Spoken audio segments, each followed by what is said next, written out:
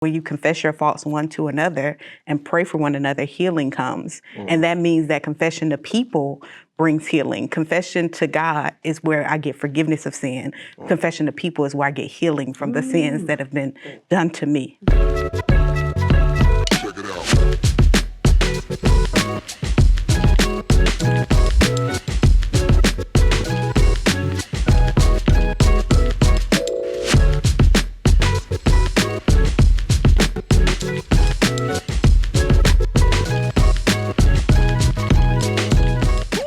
What's up, everyone? This is Lisa Fields, the founder and president of the Jude 3 Project. And if you've been tuning into the Jude 3 Project, you know we just did a series, Why Don't I Go? And you know that in that series, questions were asked that we didn't answer because we wanted to listen. But now we're back with our Q&A edition. And I brought two friends along to help me answer some of those questions.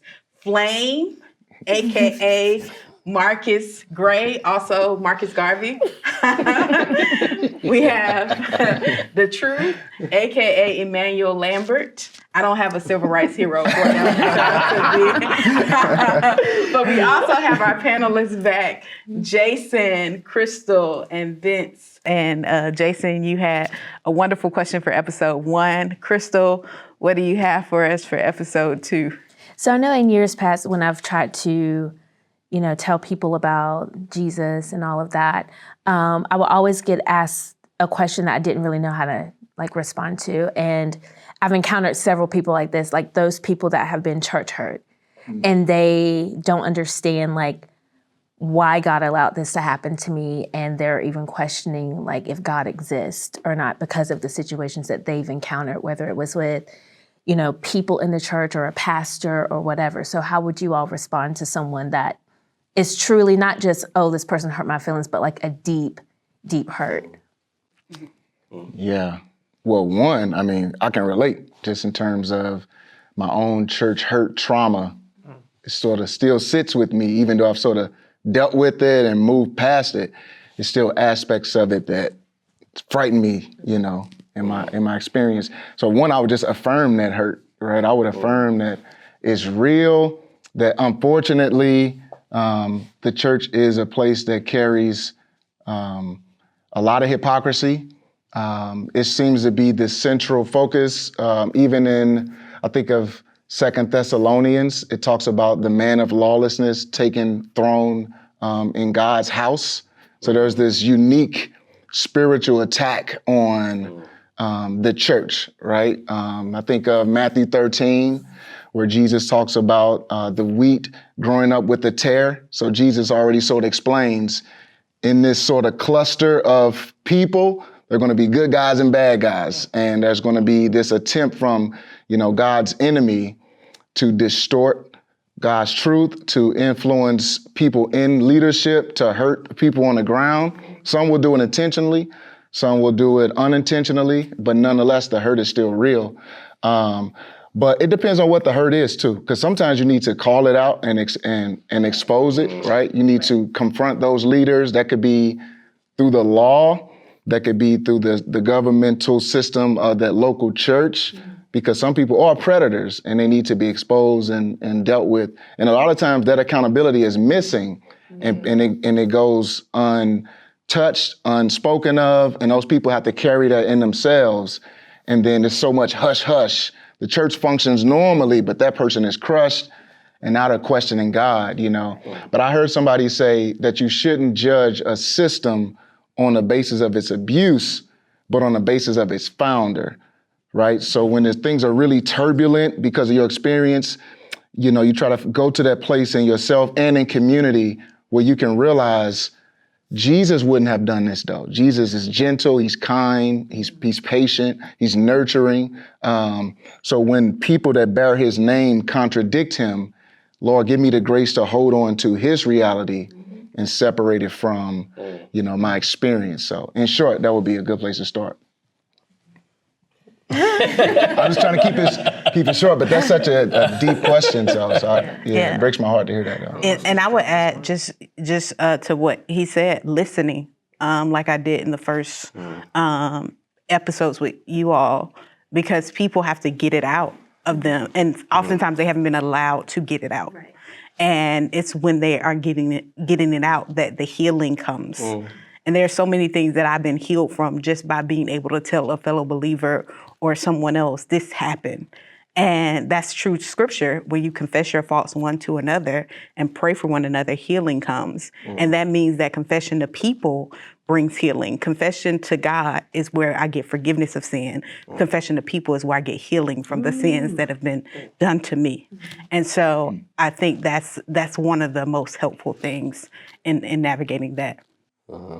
One thing I would add to that as well is without rushing that process, but whenever they get to that point where they're ready for this part of it, I think just a reminder to not throw the baby out with the bathwater, because you can literally, to Flame's point about systems, you can almost throw away every system that's supposed to represent something good in your life.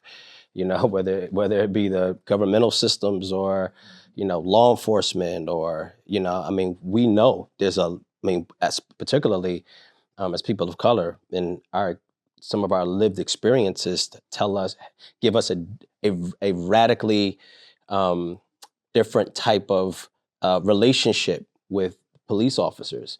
Yet these are people that are supposed to be here to protect and service. I think it's very similar, just in terms of my expectation is that you are to be one way, but it turns out that you actually are the opposite. And I think, but our takeaway is not throw the law away. Our takeaway is not, now for some it is, like if you listen to hip hop, you know, it's F the cops, F the police, you know, that there's a lot of that, the spirit of that exists within the hip hop culture.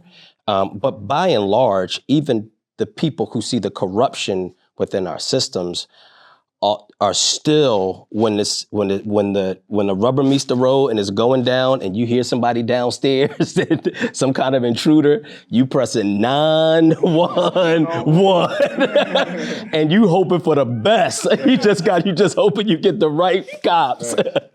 The point though is that it is important to not throw the baby out with the bathwater, right? It is important for us to get to a place, again, to not rush I don't know if it's him or her, but to not rush their process. But once they get to a point where they're open to this part of it, I think it's important to remind them, you know what? Not all, I mean, it's the same fight we're fighting every day. Not all of us, I know they stole your pocketbook, but we not all like that. You know that? Yeah. I know but we not all, even police officers are like, please, we're not all, they out there jumping rope in the hood. You know what I'm saying? Like they're going above and beyond to make an exaggerated effort to prove we are who you think we're supposed to be. And I think that the same is true for the church. There are still healthy churches. Mm-hmm. You know, the church does have a mixed record. It does have an ambivalent history. We are the, propagators of, religious freedom, but we are also, what's what I'm looking for? We also have led the charge in systemic oppression, but we're both. We're not just one. It's not the total sum of one thing or the other is not the total sum of who we are. And so I do think when they get to that place, just reminding them there are some healthy churches out there. There are some really good pastors out there. And I would always try to say too that a pastor or an evangelist is God's mouthpiece. And it's, yes, like they should be a representation of who Jesus is, but Jesus is perfect and we're not. And that's not an excuse for them to behave in any type of way that has hurt someone else, but it's still kind of having that, remembering their humanity. Yes. And then also as a preacher, as evangelist, like knowing like you are now on a pedestal because you have decided to take on this responsibility. So clean out your own closet before you can step up in front of a congregation and lead them. Yeah, absolutely. That accountability needs to be there. Yeah. We are dropping the ball as leaders, We are dropping the ball in a lot of ways. And some, not all, but some yeah. Not all. And we should challenge those to come back and make it right, too. Yes. So that the abusers that's hearing this should say, you know what, let me go and make it right. That abuse I caused to that person. So let's also put the pressure in that direction as well. You feel me? That's good. It's a lot. So I saw you was about to say something, Vince. Come on, Bishop. You got time. We got I'm going to 15 seconds. respond more than ask a question, if that's okay. Yeah. So a lot of the context in which you guys are speaking of you're identifying the church. I think the church is not flawed. And I'm talking, like the concept of church is of God, right? I feel like Jesus is the depiction of church. So that is why I would say it's not. I think it's the people within the church, right, that are, and I'm talking about within the building, the structure, the concept of what we have made church to be. I think that ultimately we won't ever come into a situation where someone isn't hurt, because when there's one side, there has to be another in order for a balance to exist, in order for there to be, and just like you said in Matthew, that's just, I don't want to say it is. I don't want to say it is what it is, but it is the nature, because that would be insensitive for me to say it in that fashion. But what I can say is that not everybody is this way, and to move in a way that allows you to build and grow and love again. And I think that's important. And being able to express yourself helps you heal. It bonds positive moments. Come on, Vince. I love that conversation, and I'm glad we're able to have that. And that's been episode 2 of Why Don't I Go Q&A edition. Stay tuned for episode 3. You don't want to miss it. Look forward to see you next week. God bless. That's what the average pastor is dealing with. Yes. And many of them crumble under the pressure of it all. And they're like, man, I can't give anymore. And they then burn out. they burn out. Or they have health issues behind that. And so I think we see these mega church pastors and think that's the pastor, but the average pastor is like, I'm barely holding on. Yeah. And if you don't pay people in this culture, they ain't helping you. And if you barely have the money to pay yourself, then you don't have any help. And so I think we have to think through where the majority of people are at and know that if something slips through their hand, it's not because they're trying to hurt you or be predatory. It's just because they have so much in their hands that something slips through.